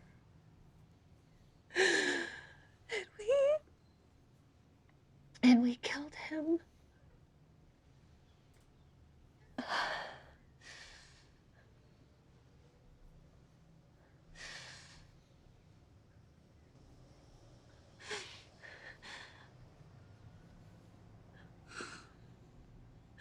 Please say something. It was the longest 8 months of my life. I didn't know what I was gonna do. Our daughter was unrecognizable, and she quit everything. She quit her rocket club. And she barely spoke to me. I was drowning. We both were. I didn't realize I didn't capture it. And his reaction is, don't feel bad. Thank you for saving my life. Like, he is immediately, because she says, I'm sorry, I should have told you. He's like, so he doesn't. So he's fine with it. He's more than fine with it. I mean, Okay. He's basically like, you saved my life. Like, he's extremely appreciative of it. Yeah. So basically everything's fine. Everything's going along. And then we see that Jabir is kind of looking at articles about serial killers and mass shootings. And, he's talking about, maybe we should stop other things. Why don't we stop other things from happening? Because Yes. we have the technology. Right. And Mal argues, he's like, well, yeah, but you don't really know what's going to happen. And, we have to be really careful. We have to make sure that things are, that you can figure out what the direct results of what you're doing are, which of course now you never could. And that's sort of the problem, but they do actually somewhat address that. But in the meantime, Sophie starts to get curious about, because she knows that the drunk driver had a wife and a daughter. So she kind of just starts looking to see what happened to them. And she finds out that basically they lost all their money and lost their house and everything else after the husband died. And she starts to think, we may have caused this. So she goes and just pretends to be a friend of the husband's from when he was alive. And she just kind of stops by the diner where the widow works, and she's talking to her. Yeah, this is the part that gets everything complicated. And what she starts to try to fish out was he always a drunk? And the widow is basically like, no, he never drank. He drank so rarely that, we'd go to parties and everybody thought it was odd that he never drank. And, and then finds out, that they have like no money and they're almost destitute. And now she starts to think, okay, now the morality of what's going on starts to kind of hit her. And then she basically has this discussion with Jabir and Mal about, the fact that she thinks they caused this, and this is their discussion on it. It's our fault. That seems overly simplistic. A woman went bankrupt because we used the machine. Or she may have been going bankrupt anyway. And all we did was increase the speed of it. I don't know about that theory, Jabir. And listen, whatever happened, if we were held responsible for the byproduct of every choice we made, we'd all be in jail. You just don't care. I do care, Sophie. I told you there's no undo button. Well, I want to do something. Hey, you saved my life. You saved our family. Don't forget that. No, I don't, and I wouldn't trade you for anything, but I can't. We hurt an innocent woman, and I can't let it go.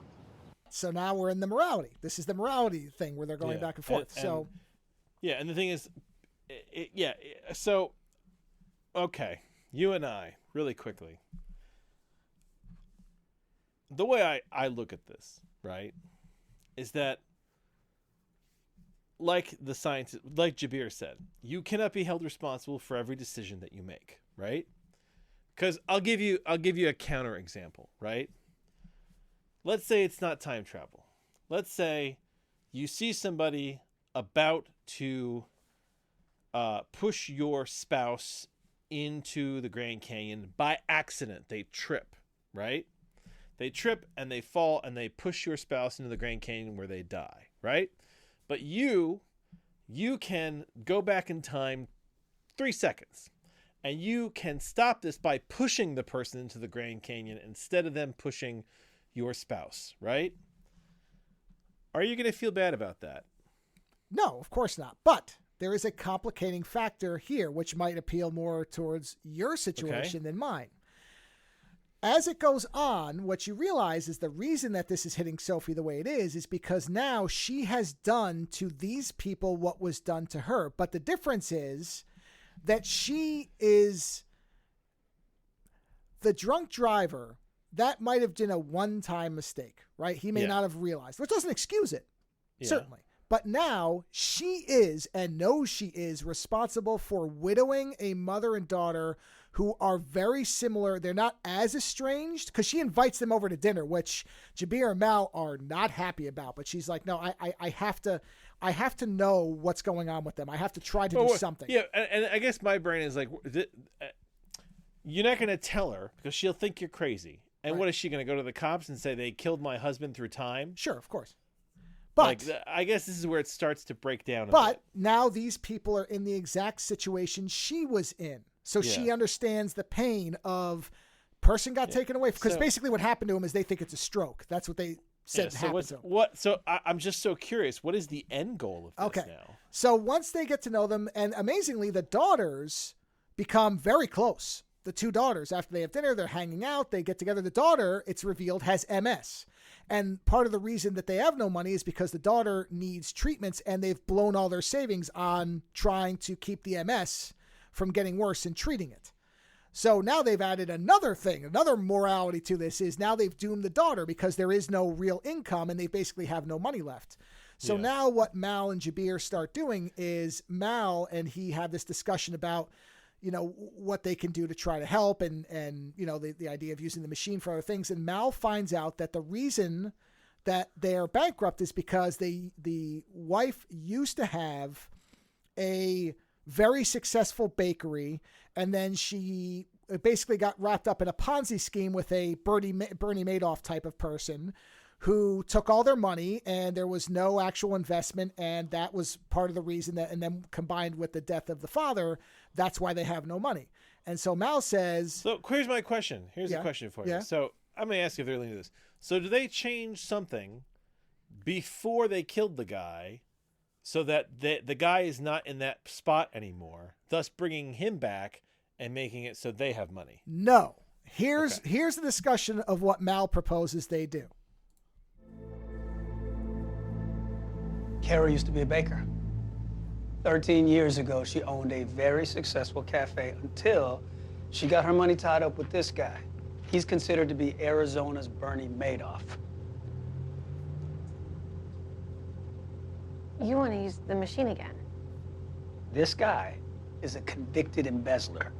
He took her for everything that she had. She lost the bakery, she went bankrupt. We kill him, she has the money to pay the doctor bills and get Aggie the medication that she needs. Wait a moment.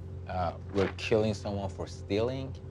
I don't think. The thing is, this guy died in jail, so we'd just be shortening his life by 2.5 years. That's a long time. You wanted to help Kara. This can help Kara. Okay, but doesn't changing Kara's life also change Darby's life? I'm not losing you again. We'll do some diggings.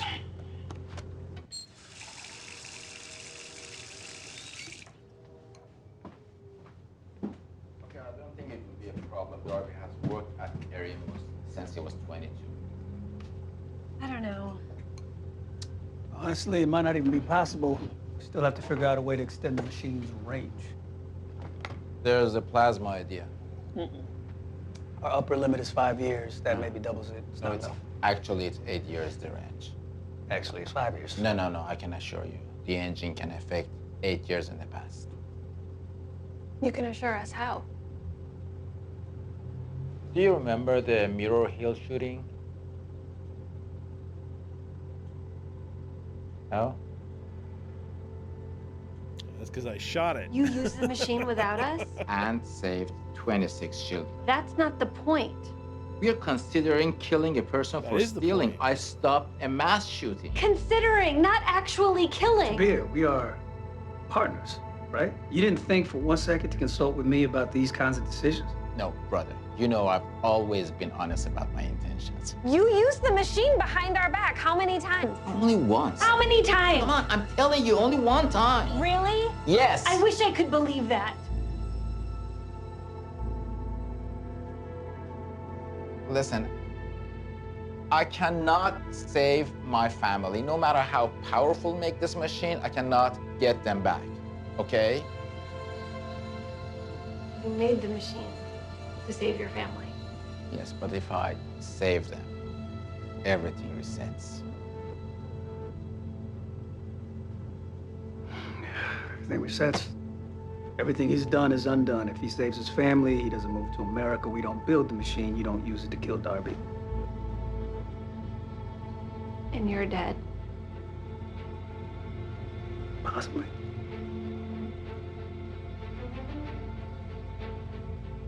Listen, I cannot help my family, so I help others. If we want to use this machine to help Kara, we can use it to help Kara.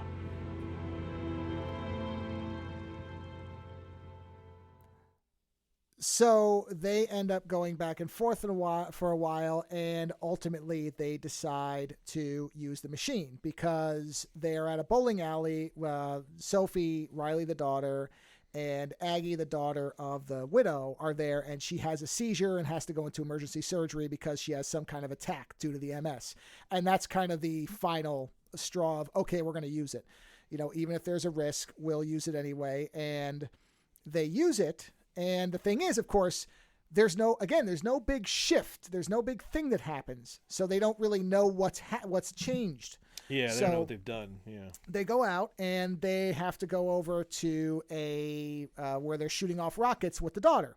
So they go over to the place and they get out and they don't see the daughter anywhere. In fact, there's nobody there. And so, of course, Sophie starts to panic and say, have we killed our child? And so they start to panic, and Mal's like, I probably just got the address wrong. You know how often I get the address wrong? And he says, yeah, I got the address wrong. Here, it's here. And they drive to the other location. They get out, and sure enough, there's the rocket people and everything else. And they go up to the table, and they say, hello, we're Riley's parents. And they say, Riley who? And they then again think that the daughter is dead. But then they get a call saying, hey, are you guys almost here for the play? The play is going to start in like 20 minutes. And they realize that, no, they're not at the rocket thing. There's apparently a play, and Riley's in the play. So they drive over to the play, and they get out of the car, and they're looking around, and they start yelling Riley's name, and a young boy responds and runs over to them and recognizes them as his parents, and they have no idea who he is. Oh, that's fucked up. It gets... Man. Yeah. Yeah. So basically... They destroyed their child and replaced it with another child who is their child, who's had happy parents that have been supportive, all this stuff like everything else, who have a nervous breakdown, who have no idea who they are. So basically, Mal's like, "Oh no, we have to figure out how to fix this. We have to fix this somehow." And Sophie's like, "No, we cannot do any more. We keep coming up on this problem. We are his parents. We will figure this out. It's still our child. We will figure it out. We will love this child." And then a series of events happen where it's very clear that well, you don't know for sure, but basically what you get the impression of is there's probably no way that they are going to be able to become the parents this child has had. And that will always be a wall with them. And so Sophie's looking through these books, and she's looking through these photo albums of Riley, the male child, as a child.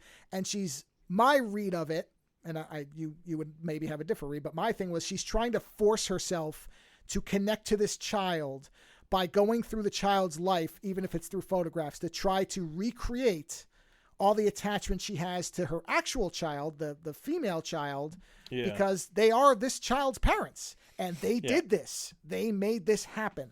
Yeah. And you see her just kind of give up on it, and then she calls Jabir and she calls Mal into a room, and she's like, yeah, this isn't going to work. And then now this is towards the very end of the movie, and this is their discussion on what they're going to do. What if Jabir saves his family?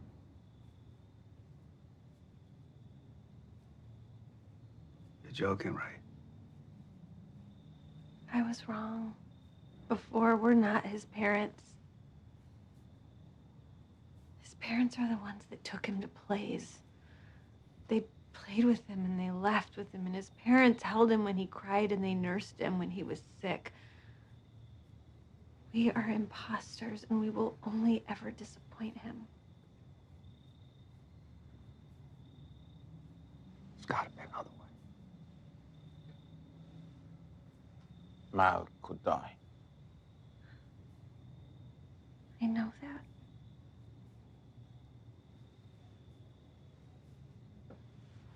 All those stories. Crying so But hard. would he die? He's at the center of the blast, isn't Picking he? up the phone. There ain't nobody to call. No, keep listening. I'm not going to do that to you again. Maybe you don't. Maybe without Jabir, you don't cross the street in that exact moment. And maybe I still do cross the street at that exact All same I moment. know, the only thing I know, is that whatever life we end up with, it'll be the same as our child. No. Oh, no. Is that even true? As long as you're not in the room when I use the machine, your memories will align. And you're on board with this, Jabir? Yeah, I am. But you have no idea where you're going to be. You have no idea what your life is going to be like. You'll have no memories of anything. But my family will be alive. Maybe. Been 10 years. A lot could have happened. Then I will have given us more time. No. We have no idea what's going to happen. The risk is way too high. Not for our child. Riley needs a parent.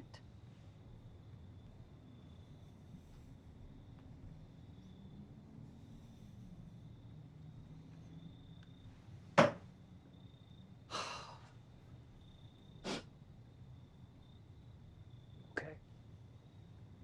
Okay. Something that we need to do first.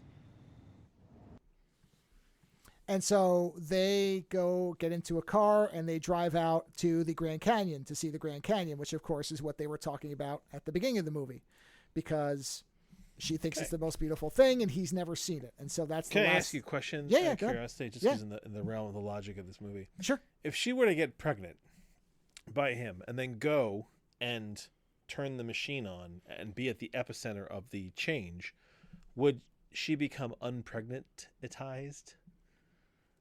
Would she become no, I don't think that. No, I don't think so. But I'm well, just trying to understand the logic of if this. if he the died, rules, yes. If yeah. he didn't die, I guess not, because well, what they specifically talk about is the memories align. So I don't know what because obviously when Jabir does it, he's going to go back to where he was. So the actions, and when they have changed things in the movie up to this point, they instantly change. There's a point where the Mal and the daughter are when Jabir kills the mass shooter with the 22 whatever kids he saved.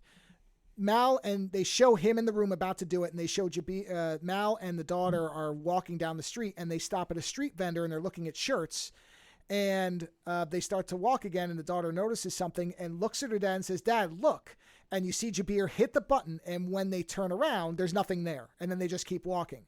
So their memories were instantly erased. The thing that was there was gone. Only Jabir has the memory of what he did. So I think it would depend on more than just the machine. So I would say probably she would suddenly not be pregnant. But she would know. She would know she wasn't pregnant. She would look down and suddenly she wouldn't have a child. So I would think yes, and she would know why it happened.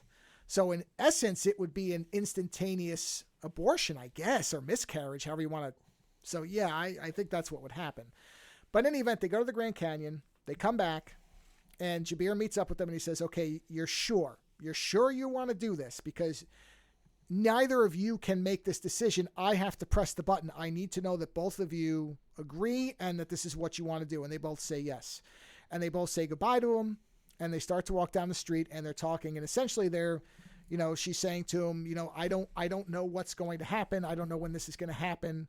I'm scared I'm going to lose you again. And he says, and he's the same way. He says, yeah, I'm terrified of losing the person I'm happy with, and I don't know what'll happen. And then she basically says, you know what? It's going to be fine. I'm going to come home. I'm going to open the door. You're going to be there. You're going to be making dinner, and we'll be happy. And so, and then you see them at the corner, and then this camera zooms out, and suddenly they're gone. So obviously Jabir has pressed the button. So then we cut to Sophie comes home from, it looks like she works at the same place because she works in like a nursing home or a retirement home or something.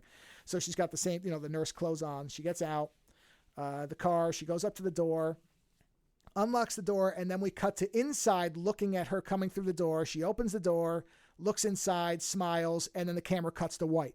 And that's it. So we don't see what happened. Oh, fuck you. Oh, I love that ending. I'm sorry. I think that's great. I know.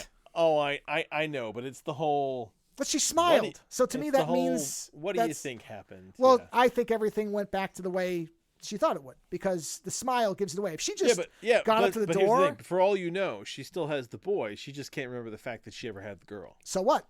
Yeah. No, that doesn't matter now. I understand, but I'm just saying the fact that they didn't want to...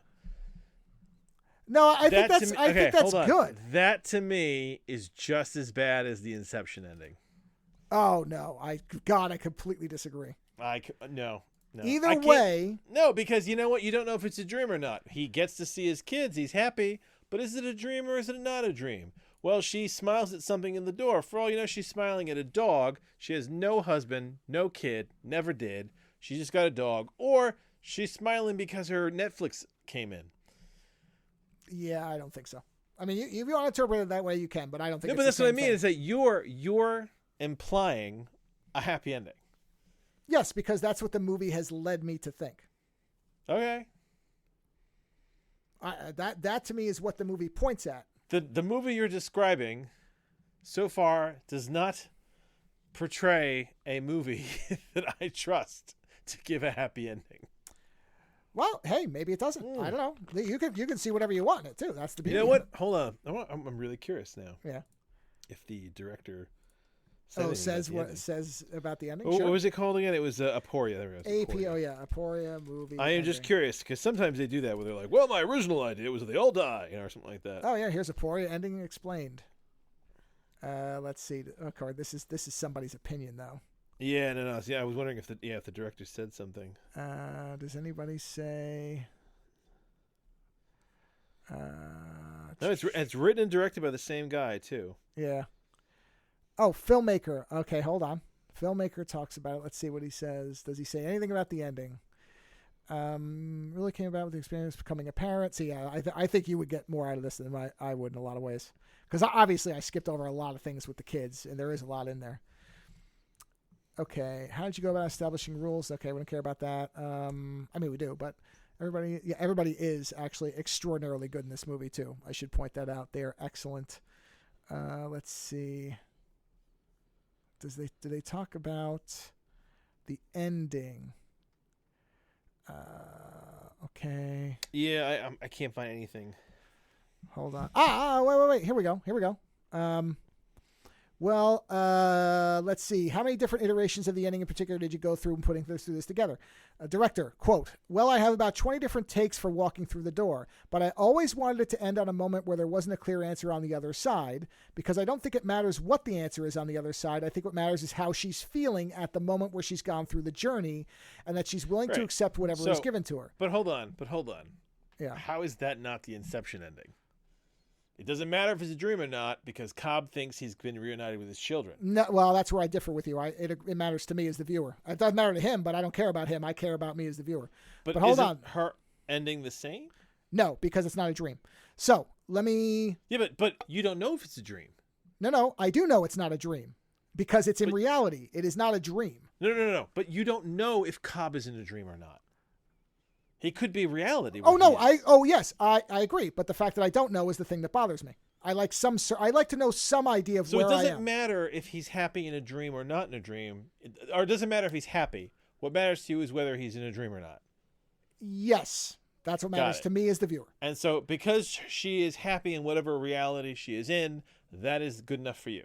Yes, because so much of the beginning of this movie is her misery over what's going on. So basically, it's the fact that she is happy in whatever reality, no matter what it is. It doesn't matter. She's happy in her reality. Yeah. And doesn't know any better. Well, yeah, exactly. Yes, she doesn't know any better. She has arrived in whatever form in a life of happiness and no regret over these actions. So yes. So does it matter what that life is as long as in that time she is happy? Correct. Okay. I'm just trying to smooth it out what it is. And part of that is because Judy Greer is excellent and she is in such pain in the beginning of the movie that any alleviation of that pain, it doesn't matter what form it takes. It's that she is clearly not in the same situation that she started this movie in. Yeah. And that is enough. All right. So, yeah, that is the difference. I think it's a great movie. The opinions on it are quite diverse. They're varied. I'm reading boy, it. are There's they. some varied reviews, yeah. And I think some of it is probably, like you said, that there's people who hate the ending, which if it had stopped on her opening the door and we'd never seen her face, that would bother me. Because then you don't know if it's actually just worse. Well, no, because the ending to me speaks differently. What that ending to me is, right, is that essentially what happened is you have erased your child. Because you've erased your child, right, as you know it, your child as you know it, you have essentially destroyed your child and you feel awful and you would rather take, in a weird way, that ending is a kind of suicide. You're saying, I can't live with a world without my child, so we're going... Oh, sorry, I heard the camera. Are you still there, right? Oh, no, I'm here. Okay, good. Right. I can't bear to live in a world where my child no longer exists because of something I've done, so I'm going to reset it, and whatever it is, at least I will be there, and I will no longer exist as I am. I will be fully incorporated to that reality. So it's what she says, the whole line you played about her talking about Boy Riley saying, we will always be imposters. We cannot love this boy because he's not our child. But what you're doing is you are erasing yourselves and you are creating a timeline that no matter what or who that child is, you are the correct parents to be in that situation. That's it. So in an interesting way, it is like a mental suicide.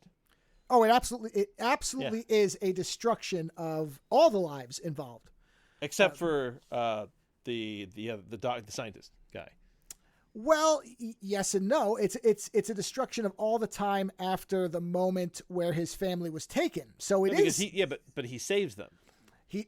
As Mal points out, he may have saved them for only a day, which he's fine with. But yes, in essence, he has stopped. There again, you don't know what the repercussions. Yeah, you don't know what happens. They don't tell you. So for all you know, he saved them for a day. He saved them for a week. For all you know. Yes. Yeah. Well, the other thing is they never specify what he's doing to stop it, because he had said that thing where if I hadn't been in school that day, so if he killed the guy, he killed the guy who told the people that right. But what if somebody else had also informed a week later and he wasn't in school? He might be dead too. So you don't know. Yeah. That's the larger point. But yes, the crux of the movie is that Sophie realizes that her child is not going to have real parents. She says imposters that will only disappoint him. Yeah. And that they don't have their child anymore, and that it would be better to have parents, in theory, in a best case scenario, of course, parents and children who are in each other's lives fully. If they don't have that, then it's better to be destroyed. Yeah. That's the bottom line of it. So, and it's a hard ending. I'll give you that. Yeah. You know what? That's probably why people don't like it, because at the end, your main characters kill themselves. Yes. Yeah. Yeah. I mean, Yeah. Like that there you go. That right there is the problem, is that people are having a hard time because you're finding the moral line there of the people who say, yeah, I would totally go back to death to save my child or to save that relationship. And you're looking at people going, no, they basically at the end, the parents killed themselves. Right. There you go. So yeah, that is a heavy movie. It is. Congratulations. Yeah. But that's why when you were talking about Chrononauts, and I'm like, oh, you want to talk about what your consideration and is? Chrononauts is like completely the other direction. Sure. It's the, Let's skim over the toughness of the decisions to just get to the fun no, stuff. it's okay. We're going to abduct this girl and we're going to raise her as our own and we're going to change. And then, and because she's not in the timeline anymore, she can't have that effect because she's in the future now. Sure. Right. And honestly, it's very Discovery. It's the whole, we'll take the data to the future where it can't be of any use. And you're like, well, I can't fault your logic in that respect. But yeah. So I liked it quite a bit. It's interesting. Yeah. I mean, I give you... we disagree about the perception of the ending, but I do agree that it is a very interesting sounding movie. Yes, and I at some point it would be interesting if you were to watch it. This is not one where I'm like, oh, you have to watch it, but I would be curious because again, I skip over a lot of things in the movie, and there are lots of parts that are specifically about the child and her, and then the child and the parents, where I think I would be interested if your read of the ending is the same having watched the whole movie. I don't know that it would change. I'm not saying it will, but it might. No, listen, the ending makes sense to me. It's just sad. It's sad because they destroyed their child, and then realizing that they destroyed their child, they destroyed themselves. Yeah. Yeah, so honestly, in that respect, it's pretty straightforward. Yes, it is. Yeah. But so it was $4 on Amazon. Definitely worth more than $4. Fantastic little movie. Everybody in it is uniformly excellent. Would you put it on par with Primer? Oh yeah, it's just a very different type of movie. Is this like a double feature? Yes, this one is a lot easier to understand. I'll admit, Primer, when I first watched it, I was lost on what was going on with how far they were traveling. I mean, it was tough to keep up with that. I don't have the brain for it. The second time I watched it, I had a printout of something where somebody explained it, and then it made sense.